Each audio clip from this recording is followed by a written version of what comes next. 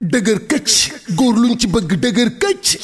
këcc benn produit la boo xam ni c'est à base de plantes et de miel amul benn effet secondaire amul góob bu weex waaye da ngay toj sa monde de waaye bëccëg ak xaaji guddi foo toll di dëgër këcc day lay dolli kattan dolli la doole ba pare dëgëral la këcc te dëgër këcc traitement médecine traditionnelle chinoise ana adduna bi kan moo jëfandikoowul médecine traditionnelle chinoise adduna bi yépp a koy jëfandikoo dëgër këcc ma nga bàyyeekoo Chine dëgër këcc c'est 100% naturel amul benn effet secondaire dëgër këcc livraison en toute discrétion 77 423 94 94 wala 77 423 97 97 numéro bu baax baa ngi noonu 77 423 97 97 guddi gi day neex kër gi day neex gàlle bi day neex féppay dëgër këcc.